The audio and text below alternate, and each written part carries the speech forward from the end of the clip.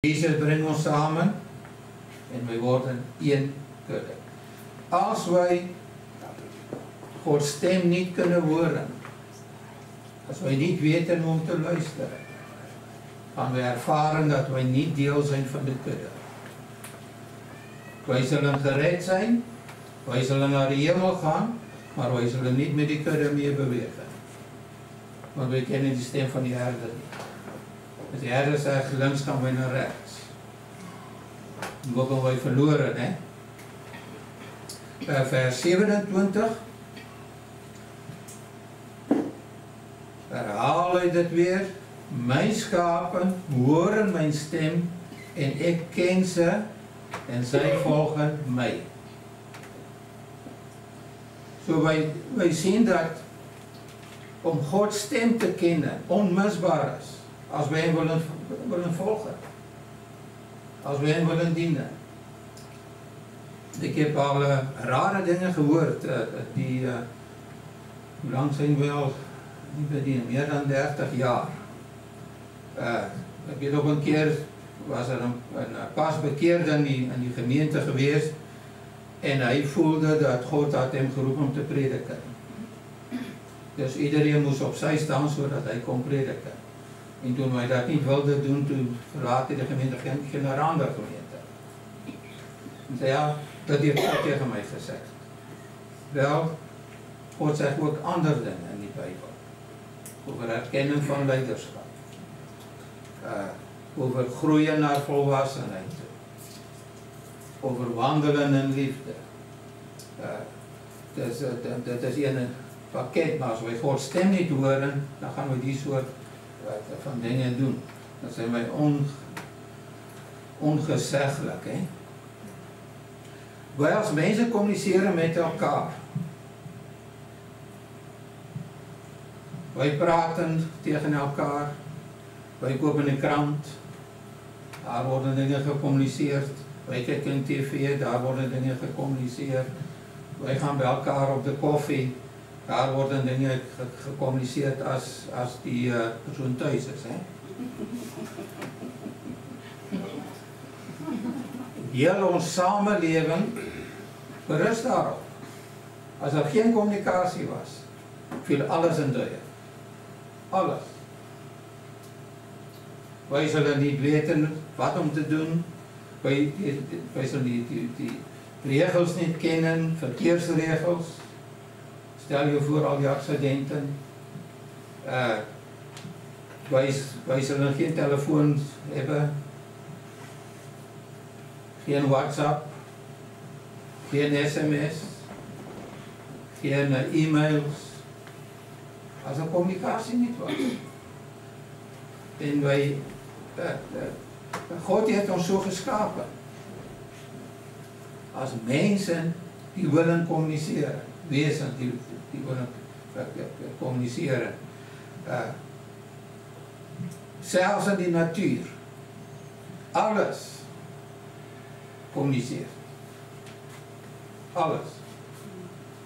Ik heb 7,5 jaar in een natuurpark gewerkt. Ik heb ook in die richting gestudeerd. Dieren communiceren met elkaar. Ik en Eze, wij vinden het fantastisch hier. 's Nachts. Die geluiden. Hier in die bos. Hoor je die marter. Hoor een vos. Hier is een bosuil. Deze morgen vroeg 5 uur werd ik wakker. En die bosuil was bezig. Dat is een van die mooiste geluiden. Een bosuil. Je moet, typ maar in op Google. Hè. Geluid van een bosuil. Dat is onbeschrijfelijk mooi. En dan later die vogeltjes. En wij zijn zo bevoorrecht. Zij communiceren met elkaar. Daarom maken ze geluiden. Bomen communiceren met elkaar. Zij hebben gemerkt dat een wilde bok, die zal aan één boom gaan eten en plots dan stopt hij met eten. En dan wandelt hij misschien 30, 40 meter verder en dan zal hij aan een volgende boom gaan eten. Die gaat voorbij al die andere bomen. Waarom? En toen ontdekte zij dat zo'n boom wanneer dan die gegete word, dan skei die wat sy noem in feromonen af. Dat is type van, dat is maar die originele hormone, sal ek so sê. En dan waarsku dit die plante in die nabye omgewing en die skei in seker stof af, waardoor die bladeren onsmakelijk word. Dus die dier moet dan so ver gaan om weer verder te kunnen eten, om iets smakelijks te vinden. Dat is maar een beskermingsmechanisme, ook in die natuur. So, ook daar zien we die communicatie. En wij vinden het overal, ook in de see. God heeft aan ons die Bijbel gegeven. In die Oude Testament en Nieuwe Testament. Waar wij zijn woorden kunnen lezen. Hoe weten wij dat het Gods woord is? Omdat het zo bovennatuurlijk tot stand is gekomen. Over duizenden jaren heen hebben tientallen verschillende schrijvers Gods stem gehoord, het neergeschreven en toch is er zo'n eenheid in heel die Bijbel. En lees maar die Bijbel en zie wat met jou gebeurt. God begint tegen je te praten. Dat is Gods geschreven woord en wanneer wij die gaan lezen, dan gebruikt God zijn woord om ook tot ons te spreken. In ons geest. Oude Testament en Nieuwe Testament. God praat ook met ons door dromen. Je kent de geschiedenis van Jozef in het Oude Testament. Hè? Hij had dromen en die bracht hem ook veel problemen van zijn familie. Dat hij zo'n belangrijke persoon wordt en die anderen zouden voor hem moeten buigen. Ook in het Nieuwe Testament was er een Jozef, die man van Maria. God verscheen, of een engel verscheen ook aan hem in een droom. Zegt, neem jouw vrouw en kind en vlug naar Egypte. En na verloop van tijd weer, nu mag je weer teruggaan. Mensen dromen ook vandaag nog dromen. Esther krijgt het regelmatig dat God praat met haar door dromen. En het is niet altijd gemakkelijk om dat te begrijpen.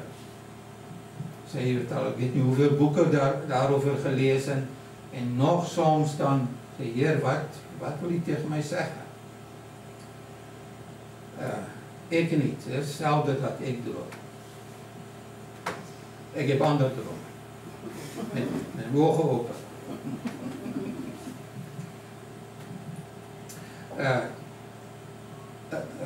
God spreekt ook tot de mens door visioenen.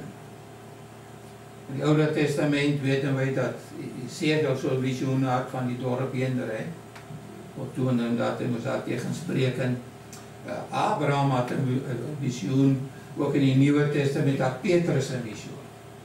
Op een bepaald moment zag hij grote tekenen uit de hemel neerdal met allerlei onrein dieren en die Heer zei tegen hem, slag en eet. Hij zei, nooit, ik ben een Jood, dat doe ik niet. De Heer zegt, ik heb het rein verklaard.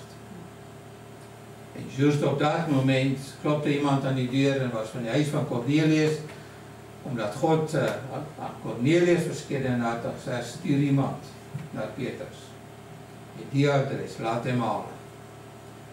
En Petrus ging met die boodschappers mee, wat hij normaal niet zou doen. Hij zou nooit in het huis van een heiden kunnen gaan. En Cornelius was een Romein. En hij ging het evangelie verkondigen en daar daal Gods geest neer en de mensen werden gered. Bovennatuurlijk. Ik heb, als ik me goed herinner, maar 1 keer in mijn leven heb ik een visioen gehad. Normaal spreekt God tot mij door zijn woord. Ik lees en het wordt voor mij levend en God zegt, deze belofte is voor jou voor vandaag. Dat moet je doen, dat moet je niet doen. Ik ontvang wijsheid uit het woord. Dat is voor mij die nummer 1 manier waarop God met mij praat, is vanuit de Bijbel. Ik heb maar 1 keer wat ik me kan herinneren een visioen gehad in mijn leven en dat was, ik was toen zelfs nog niet fulltime in die bediening geweest, was ik op onderweg gewees met my auto na 'n vergadering of iets by die kerk.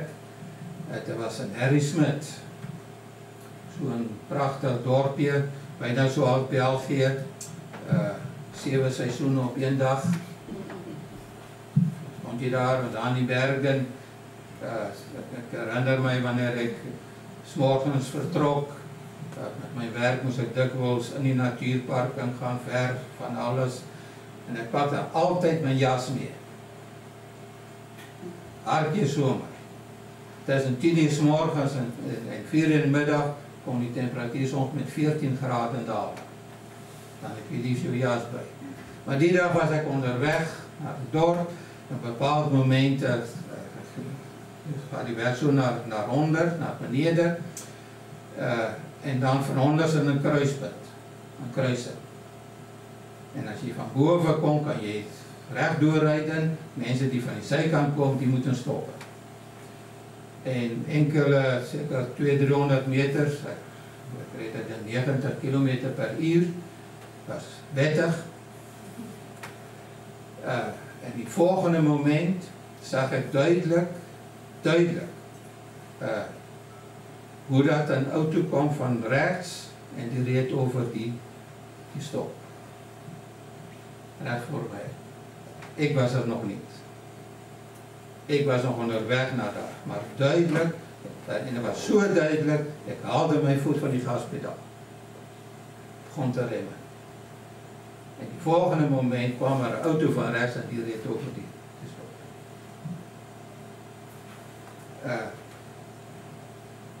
Zo belangrijk om naar Gods stem te luisteren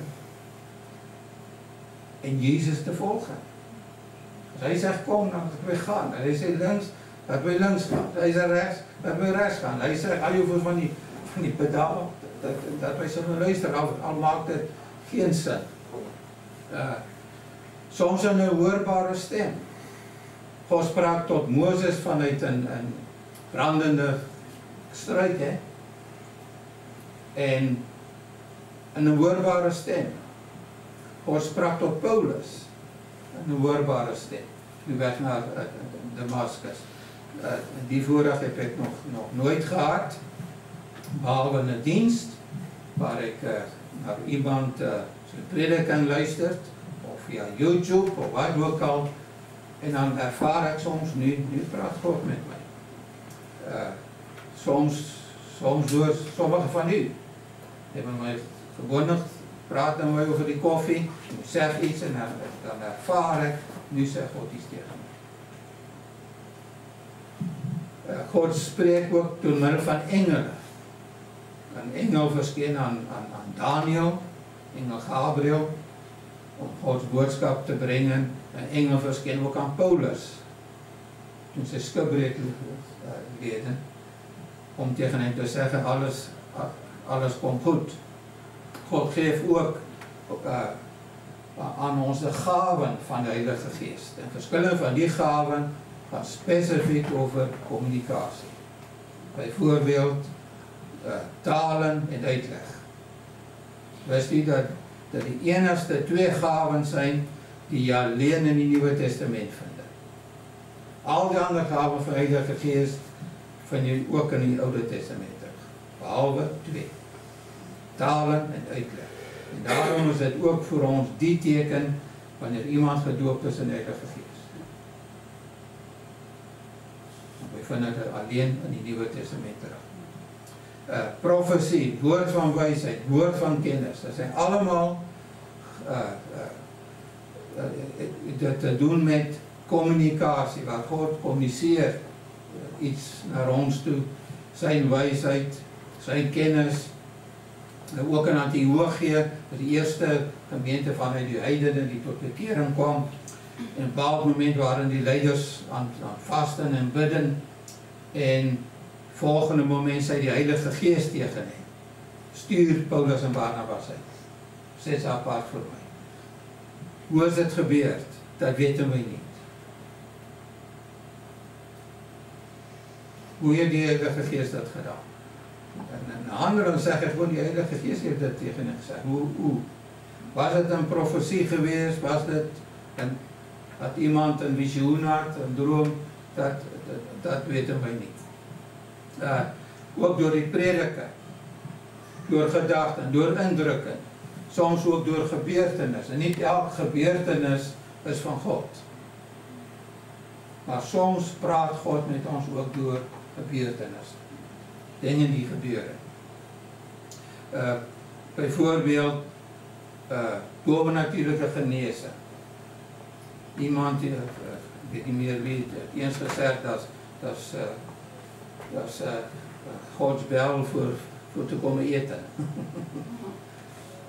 Dan komen die onbekeerden soms bij massa's tot bekeren. Wanneer iemand zo bovennatuurlijk door God genezen wordt. Of iemand die echt zo diep in de zon is en die komt tot bekeren. Dan gebruikt God dat ook om zijn familie aan te spreken. En soms komen zij dan, sommigen van hen ook tot bekeren. Een overtuiging in ons geest. Dat is een manier waarop God soms met mij spreekt. Zo heb ik ook mijn roeping gehad naar België. Ik kreeg een folder in mijn hand. En ik was pas bekeerd en op dat moment wist ik het. En mijn geest van binnen. Dat vaste overtuiging, nooit weggegaan. God roept mij naar België. En dit was 11 jaar later, kwam ik in België. Toen was ik gereed, dacht ik.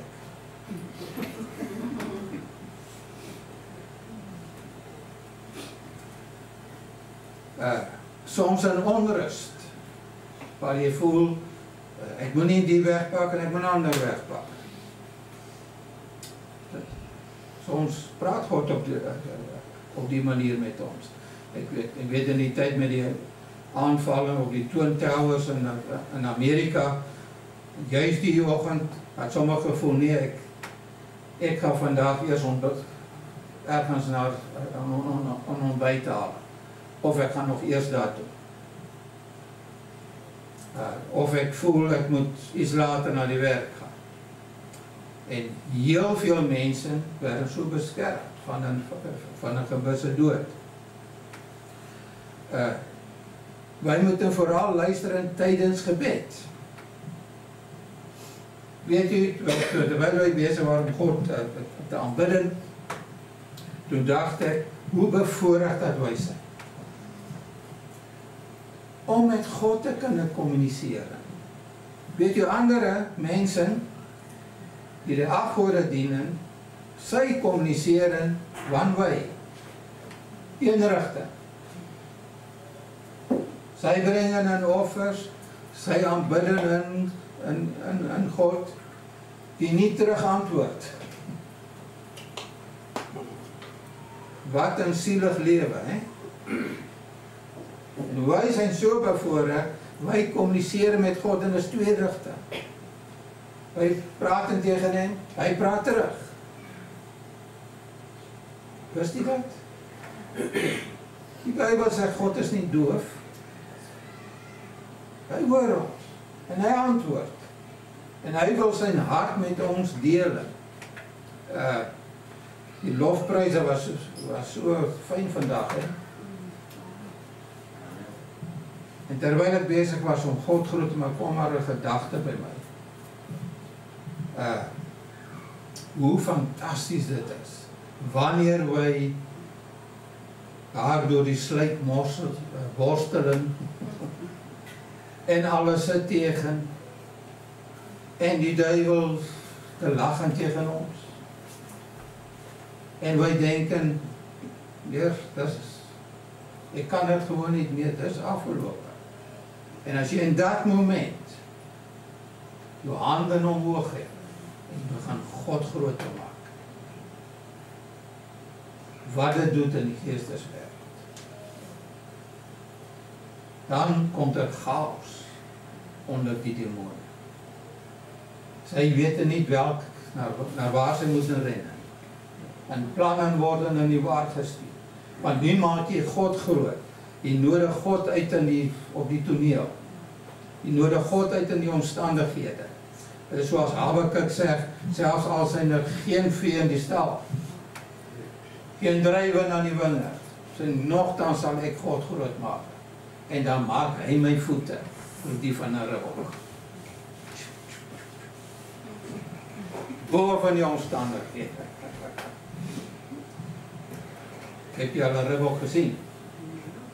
In Suid-Afrika hebben wij 2 soorten. 'n rooi ribbok en 'n grys ribbok. Of 'n vaal ribbok noem dit ook. En die vind jy alleen maar in die heuwels en so. En die spring en so. En die het ook wat sy noem 'n klipspringer. Hier sal ons sê 'n steenspringer.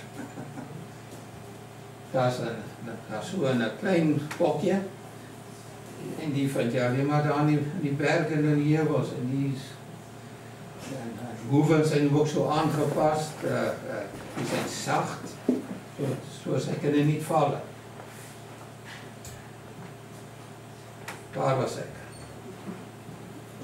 Vooral na de doop in die Heilige Geest heb ek ervaren hoe dat God steeds meer tot my sprak. Ek denk omdat wij dan meer onder beheer komen van de Heilige Geest.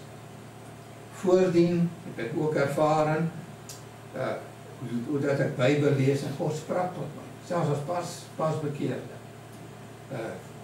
Maar na die doop in de Heilige Geest was dit, ik kan eigenlijk zeggen, dagelijks. Ik ervaar God deelt zijn hart met mij.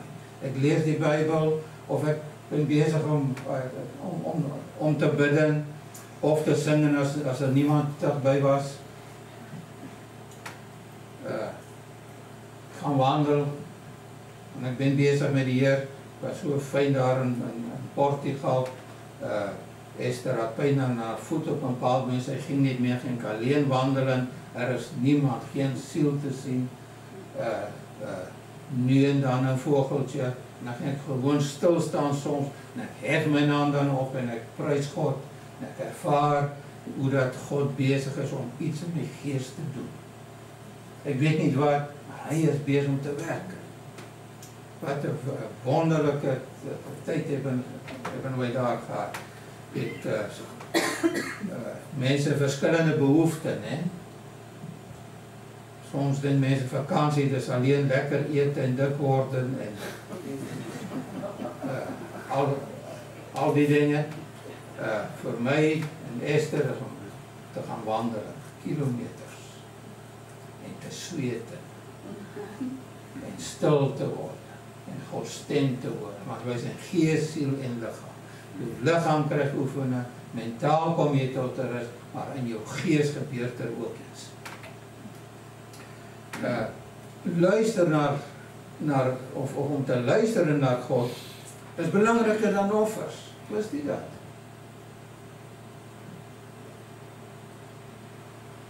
Niemand die durft antwoorden. Straks zeg je ja, waar staat het? Jeremia 7 vers 22 tot 23. Jeremia 7 vers 22 tot 23.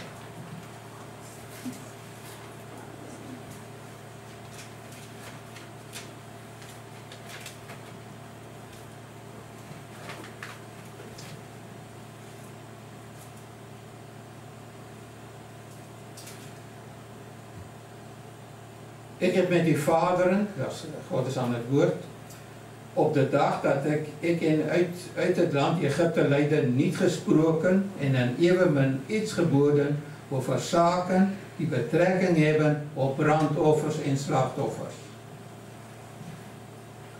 God sprak niet met hen over die offers.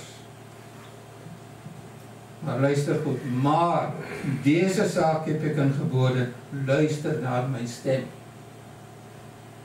Dan zal ik u tot een God zijn, of dan zal ik voor u een herder zijn, en u zult mij tot een volk zijn. We wandelen heel die wet die ik gebieden zal, en het zal u goed gaan. Soms denken mensen onmiddellijk aan offers. Als je denkt aan God, dat is offer, geld. geld, hè? En tyd. En jy moet na die kerk gaan. En jy moet dit, en jy moet dat. Weet jy wat verlang God? Hy moet met ons communiceren. Hart tot hart. Hy wil sy hart met ons deel. Zoals Chantal zei, sy vertelde hem alles. We kunnen ons hart met God delen.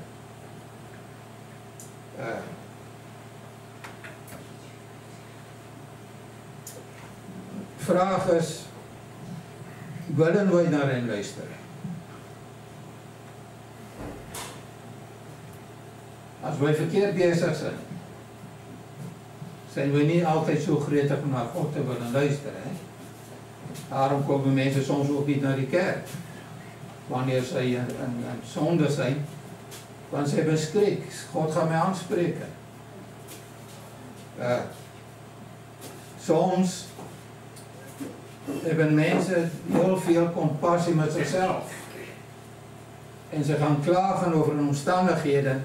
En dan willen ze niet horen als God hen wil bemoedigen. Als God hen een belofte vergeet. Wie dit al meegemaakt? Ik heb er al een paar keer meegemaakt. Ik kan 10 beloften doorgeven en dan zal die persoon nog zeggen, ja maar. Dan weet ik, oké. Maar je zit er niet op jezelfde golf, nee. Die persoon zoekt niet een antwoord en dan ga ik maar naar die en geef die een schouderklop. Koetje, koetje, hè. Dat is het beste wat ik kan doen. En maar een gebed. Soms moeten we ook vasten. Om Gods stem te kunnen horen. Soms hebben we het zo druk. En het gebeurt van alles. En omstandigheden. En werksdruk. En familie. En noem maar op. We zijn bezig. En dan vragen we, Heer, praat met mij. Spreek tot mij. Wanneer? Wanneer moet God het doen? We zijn te bezig. We zijn te bezig om naar hem te luisteren. Maar zo denk er aan Joan, ons Joan. Toen hij een kleuter was. Toen hij begon te praten. Dan zocht hij ons aandacht, 100%. En als hij tegen ons bezig was en je kijkt de andere richting, dan zal hij je hoofd zo tussen zijn 2 handjes nemen en hij brengt die terug, dus je in die ogen kijken en dan praat hij verder. En hij deed niet nog, als hij tegen ons praat en wij zijn met iets bezig, dan zwijg je gewoon. Dan weet je, oké, terug met hem praten. Hij zoekt ons aandacht. Weet je, God zoekt ons aandacht. En daarmee helpt vasten ook om stil te worden. Zodat wij Gods stem kunnen horen.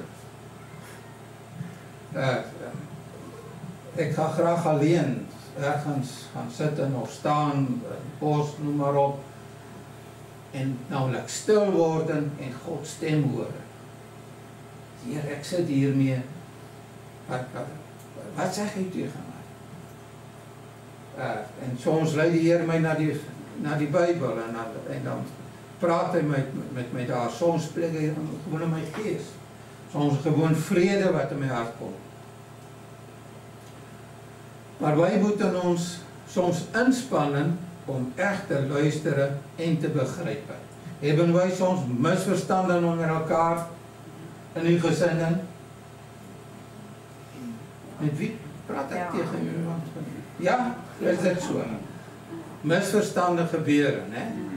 Wel, misverstanden gebeuren ook soms tussen ons en God. Je denkt God zegt dat en dan zegt hij het niet. En je denkt God is dat van plan, terwijl dat niet van plan. Dat is met mij gebeurd dat ik dacht dat God zegt iets tegen mij en achteraf moest ik ontdekken, nee, dat was voor iemand anders bedoeld. En ik was zo blij, was tegen mij. En toen zei ik ontdekt, nee, dat is niet voor jou. Het gaat over iemand anders. Misverstanden gebeuren. Ook wanneer wij Bijbel lezen. Het is goed om soms wanneer dit levensveranderend is om ook as iemand nog nie geestelik volwasse, om dit ook te checken met 'n geestelik volwasse persoon. Zeg maar iemand gelees dat gedeelte waar Judas zichzelf verander, hè? Verander. En nu gaan jy dat lezen. Dit wat die Heer van my wil. En dan lees jy ergens in die Bybel en sê hy, doe jy ook so. Ja. Daar moeten we kunnen onderscheid maken. God gaat niet tegen zijn eigen woord inspreken.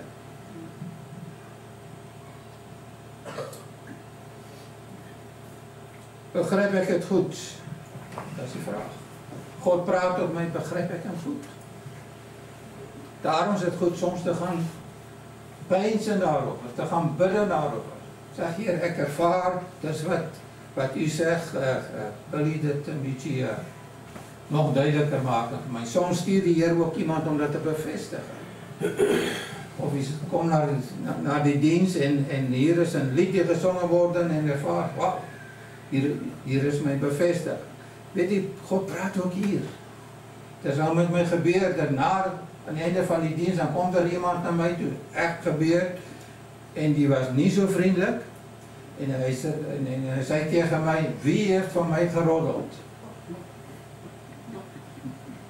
Niemand. Hij zei, hoe wist je dat?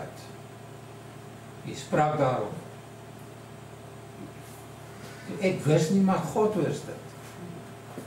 Het is echt gebeurd. En die was boos op mij. Iemand die heeft geroddeld. Nee, niemand die heeft geroddeld. God heeft geroddeld. Alleen was ik niet over wie dit geeft.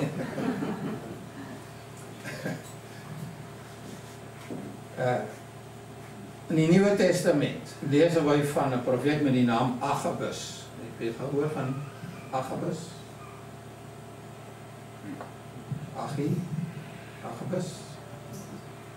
Agabus was een zeer betrouwbare profeet geweest. En op een bepaald moment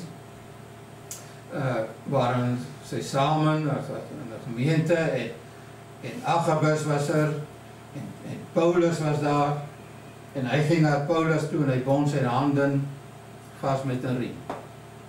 Paulus was op weg naar Jeruzalem en Agabus zei, dat is wat met jou gaan gebeuren in Jeruzalem. Zeg, en je zult vastbinden. En diegenen die erbij waren, die christenen natuurlijk, zij waren helemaal overstuurd. En zij probeerden Paulus te overtuigen, maar zij wisten dat Agabus een betrouwbare profeet was. En zij zeiden tegen Paulus, ga zeker niet naar Jeruzalem. Wij willen niet dat dat met jou gaat gebeuren. Wat deed Paulus? Hij ging. Want God had tegen hem gezegd, ik stuur je naar Jeruzalem. En je gaat in Rome eindigen. En dat is zo gebeurd, werd gevangen genomen in Jeruzalem. En op het eind kwam in Rome terecht, waar hij ook voor die keizer moest verschijnen. En ook daar getuigen. En het evangelie verkondigen. Zo soms kunnen we ons ook laten leiden door onze emoties. De manier waarop wij dingen zien. Niet iedereen was zo blij in onze familie omdat wij naar België kwamen. Iemand heeft recht tegen ons gevraagd, maar ze luisteren, hier is ook genoeg nood in Zuid-Afrika hoor. Er zijn genoeg heidenen ook in Zuid-Afrika. Kijk maar naar die misdaadcijfers. Wat gaan zoeken jullie in België?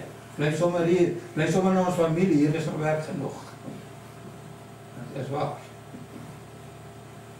Ik wil ook niet zijn kijken naar de YouTube. Daar een klomp heidenen daartussen. Het is waar. Het is overal nood, overal behoefte, maar God stuurt ons waar Hij ons wil hebben. Zoveel nood hier in België en God stuurde Patrick Canadase naar Cyprus. Hè? Zij moesten daar iets van doen. Ze moesten iets in Israël gaan doen. Nou, waarom zou de Heer dit doen? Ik weet het niet. Vraag hem als je daarbij komt. Heer, waarom heeft u dat gedaan? Ik weet het niet. Ek heb al soms gevra, sê Heer, waarom ek? Ek ken veel meer bekwame mense die dat veel beter zullen doen dan wat ek het doen. En die enigste antwoord wat ek een keer by die Heer kreeg, hy sê, ek heb het geprobeerd, maar sy wille niet.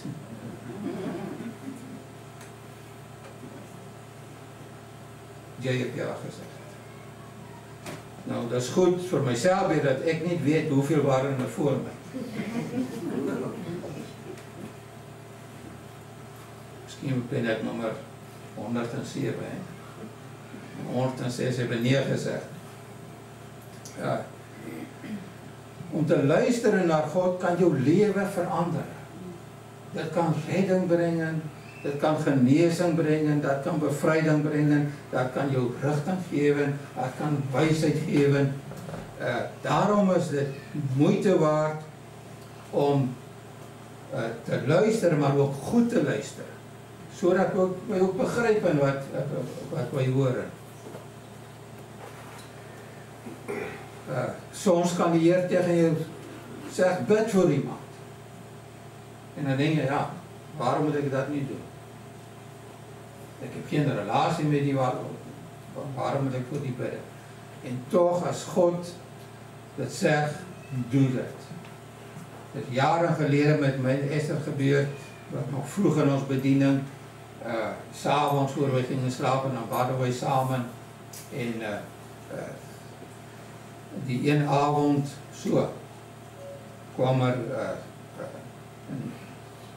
een naam van een nicht van Esther in mijn gedachten. En we begonnen voor haar te bidden. En we hebben geen contact met die mens gehad. En het was nog voor die tijd van e-mails. Bestond er zo'n tijd. We kunnen ons dat niet meer voorstellen. Hè? En sms'jes. Ik denk, we hadden toen zelfs nog geen telefoon in huis.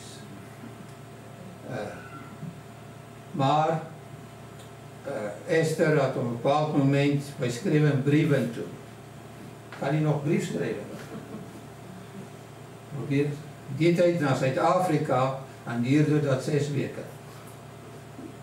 Schrijf een brief hier, stuur die luchtpost, hè? Dat is prior. Naar Zuid-Afrika, 6 weken later, ontvangen zij die nog 6 weken, dan krijg je antwoord. Soms dan krijgen wij een brief, dan krijg je iets, dan denken wij, waar praten we nou, is het iets van 3 maanden geleden, die wij geschreven hebben. Dus, op een keer kreeg ik een uitnodiging van ons kerk voor een conferentie, 3 maanden te laat. Maar Esther schreef een brief en zij vroeg haar moeder, weet je iets van die nacht van mij? Zij, die dag, die datum, hebben we ervaren, we moesten voor haar bidden. Mijn moeder belde haar moeder van die nacht op. En zei, luister, dat is wat Willie en Esther zeggen, was er iets gebeurd in die tijd? En ze zei, die dag was hij dodelijk ziek geweest. God praat met ons 10.000 kilometer verder. Was er niemand die kon luisteren in Zuid-Afrika? Ik weet niet waarom doen God soms dingen zo. Maar we hebben gebeden en zij is daar doorgekomen. Ik moet afsluiten. Mijn broer en mijn zus, vraag God om tot jou te spreken. En wees dan stil en luister en verwacht dat hij dit zal doen. Als wij bidden, als wij vragen, moeten we gaan verwachten dat hij dat gaat doen. Wat ik doe, ik train geloof op. Ik zeg, dank u Heer, u spreekt tot mij. Ik bely, ik hoor uw stem. Ik bely, Heer, ik hoor uw stem duidelijk. Ik begrijp wat u tegen mij wil zeggen. Er is geen ruis, hè. Ik hoor uw stem duidelijk. Dat is mijn geluid. Dat is maar hoe ik het doe. Wij missen het soms allemaal. Is er iemand die het nog nooit gemist heeft? een volmaakte, die altyd gelyk heeft, altyd God stem 100% duidelik hoor en begryp. Niemand, ek ook nie. Sal dikwels gebeur dat ek hem verkeerd begryp. Of nie hoorde, maar ek dacht, dit is myself. Dit is maar ek. En toch was het God. Wanneer God tot ons praat, word nie negatief. En wees bereid om te groeien. Want soms spreek hy ons ook aan over sake. En wees bereid om klein te beginnen, klein te starten. Soms kan God iets heel kleins tegen ons zeggen, want hy test ons. As we niet ag geven op die kleine, hoe moet God dan iets groots met ons deel? My so denken aan Suster Gloria Copeland, wat eens vertelde sy wat met haar gebeurd was, heel in die begin, sy waren ook nog jong en dom in die bediening, en op een keer was sy tegen God bezig, sy Heer, ek wil die stem hoor, en praat met my. En sy sat in haar huis, en haar man, broeder, kenner, die was ergens gaan prediken, enkele dagen van huis, sy was alleen thuis met die kinderen, en duidelik hoorde sy in haar gees hier van binnen, die hoofligte van die auto staan aan. Dit was 's avonds, volgende dag moet sy na die winkel spullen gaan halen voor die kinderen, en sy dacht eers, nee, ek weet, ek het die lichten uitgedaan en die auto afgesloten, maar dit bleef by haar en sy dacht, oké, ek ga toch checken. En sy kwam buiten inderdaad, die lichten stonden aan. En sy het die uitgedaan en op die manier had sy zichzelf veel miserie bespaard. Haar man was nie thuis, 's morgens op die batterijplaat zijn van die auto. En er was iets kleins, er was niet levensbedreigend. Maar so leerde sy Gods stem kennen.